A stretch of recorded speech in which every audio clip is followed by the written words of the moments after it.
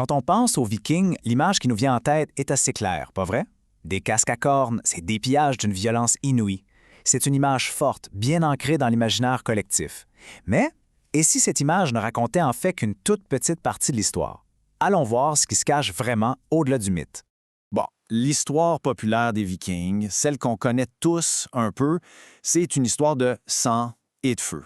Et habituellement, on la fait commencer à un endroit bien précis, à une date bien précise. Ces mots-là, ils décrivent une attaque, le raid sur le monastère de Lindisfarne en Angleterre. Pour les gens de l'époque, ça a été un choc tellement immense qu'on considère souvent cet événement comme le véritable point de départ de l'ère viking. Mais si cette histoire ne commençait pas vraiment en 793, une découverte sur l'île estonienne de Saaremaa a complètement changé la donne. Ça repousse le début de l'activité viking de près de 150 ans. 150 ans. Et attention, on ne parle pas de simples pirates, là. Les guerriers de Salm ont été enterrés avec tout le tralala, des épées magnifiques, des pièces de jeu, les honneurs militaires. Ça nous montre une culture guerrière déjà très sophistiquée, avec ses propres rituels, qui voyageaient sur la mer Baltique dans des navires de guerre super avancés. Et ça, c'était bien avant qu'on entende parler d'eux dans les chroniques anglaises. Bref, cette découverte réécrit carrément le début du livre. Alors, comment ces premiers Scandinaves ont-ils fait pour dominer les mers? On pense souvent à la hache, mais leur arme la plus redoutable, leur avantage technologique, c'était leur navire. Le secret de leur navire, c'était une méthode de construction vraiment unique, le bordage à clin.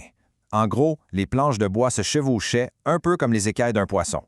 Ça créait une coque qui était à la fois incroyablement solide, mais aussi très légère et flexible. Au lieu de battre contre les vagues, le bateau bougeait avec elles. C'était le design parfait. Le navire était tellement polyvalent. Assez léger pour être traîné sur la terre ferme, une quille assez peu profonde pour remonter les rivières loin à l'intérieur des terres, mais aussi assez robuste pour affronter les pires tempêtes de l'Atlantique. Et bien sûr, il était rapide, idéal pour les attaques surprises. Et la puissance derrière tout ça, c'était la voile. Pour donner une idée de l'investissement que ça représentait, une seule voile en laine pouvait peser autour de 100 kg et demandait plus de 1800 heures de travail. C'était un projet monumental. La voile valait souvent plus cher que le bateau lui-même. OK, donc, avec une technologie pareille, ils pouvaient faire bien plus que juste des raids. Il faut comprendre que le mot viking, ce n'était pas une nationalité. C'était plutôt une description de travail. Et ce travail-là, il n'avait pas du tout la même allure selon qu'on allait vers l'ouest ou vers l'est. À l'ouest, oui, c'étaient les prédateurs redoutables qui terrorisaient les côtes de l'Angleterre et de la France. Mais à l'est, c'était une autre histoire. Là-bas, ils sont devenus des commerçants qui naviguaient sur les grands fleuves de Russie. Ils ont fondé des villes comme Kiev et ont même servi de garde du cœur d'élite pour l'empereur byzantin. C'est quand même fascinant, deux facettes si différentes. Et pendant ce temps-là, chez eux, en Scandinavie, la société n'était pas juste un ramassis de guerriers assoiffés de sang.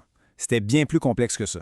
Une société basée sur des lois, avec une classe sociale très importante de fermiers libres, les bondés, qui étaient propriétaires de leurs terres.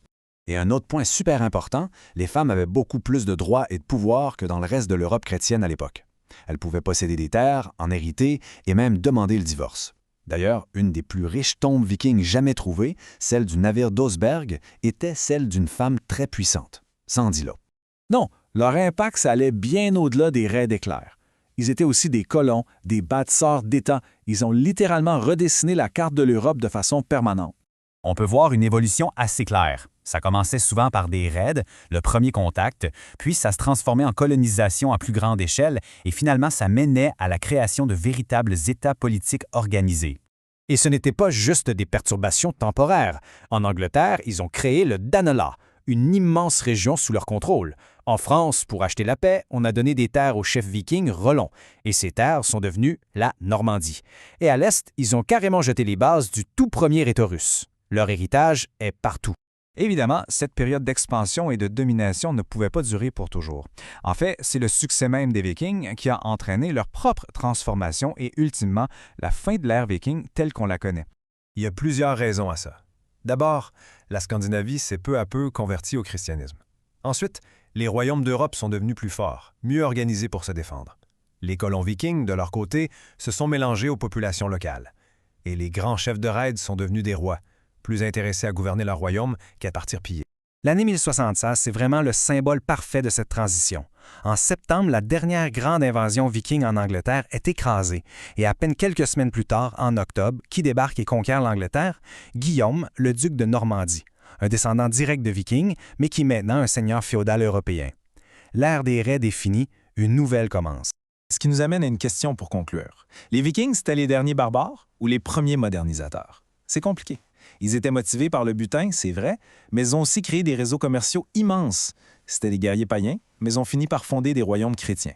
Leur histoire, au final, ce n'est pas juste une histoire de destruction. C'est l'histoire d'une force de changement incroyablement complexe et créative qui a vraiment façonné le monde dans lequel on vit.